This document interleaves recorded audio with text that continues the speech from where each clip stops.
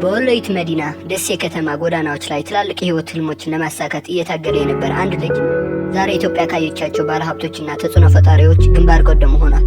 አሁን ላይ በኢትዮጵያና በሳውዲ አረቢያ በኮንስትራክሽን፣ እርሻ፣ ማዕድን፣ ሪል ስቴት፣ ማኒፋክቸሪንግ እና ኢነርጂ ኢንቨስት ያደርጋል።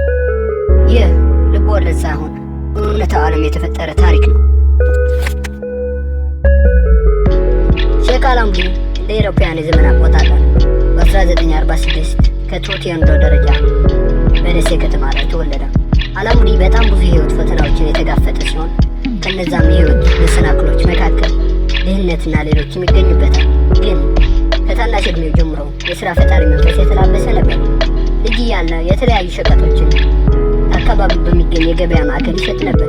እሱም ህይወት ላይ የስራን ክቡርነት እንዲረዳ በማድረግ ለአሁን ስኬት መሰረት ሆኗል።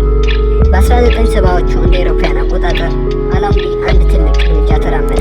እሱም ወደ ሳውዲ አረቢያ በመሄድ በአንድ የኮንስትራክሽን ካምፓኒ ላይ ተቀጥሮ በቀን በትንሽ ዶላር መስራት ጀመረ። እዛ እያለ ሁሉንም በመንገዱ የመጡ እድሎችን ተጠቀመባቸው። የዓላማ ጽናቱና ፈጣን የቢዝነስ ሰው የመሆን ችሎታ የራሱን የኮንስትራክሽን ኩባንያ በአጭር ጊዜ እንዲያቋቁም አደረገው። ያ የአስደናቂ ጉዞ መጀመሪያ ነበር።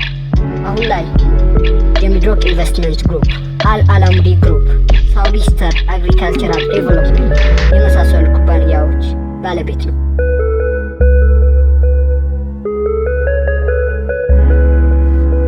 የአላሙዲ መንገድ ከፈተናዎች የጸዳ አልነበረም። ከባባድ የቢዝነስ ፉክክሮች፣ የኢኮኖሚ መለዋወጥ እናም የፖለቲካ መሰናክሎችን ተጋፍጧል። ግን ፈተናዎችን ወደ ኋላ እንዲጎትቱት አላደረገም። እንዲያውም እንደ መነቃቂያ ተጠቅሞ ጠንክሮ ሰራ። ሁልጊዜም ስኬት ገንዘብ ማግኘት ሳይሆን እንዴት ለውጥ መፍጠር እንዳለብህ ነው ይላል። ያ የተጠራቀመ ለውጥ የመፍጠር ጉጉትም ኢትዮጵያ ላይ ኢንዱስትሪዎችን እንዲመሰረት አስችሎታል። ከሼክ አላሙዲ ከየት እንደጀመርክና ምንም ያህል ከባድ መሰናክሎች ቢከቡህም ህልሞችህን ማሳካታቸው አይቀርም።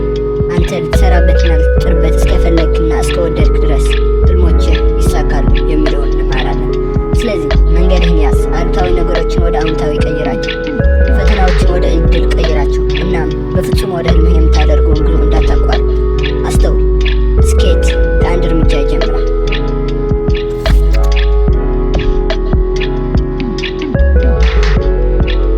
ስለተመለከታችሁት አመሰግናለሁ። ይህንን ቪዲዮ አስተማሪና አነቃቂ ሆነ ካገኛችሁት ሰብስክራይብ፣ ላይክ እና ሼር በማድረግ እንድታበረታቱን ጠይቃችኋለሁ። በቀጣይ በሌላ አስገራሚና አስደናቂ ስኬት ታሪክ እስከምንገናኝ ባይ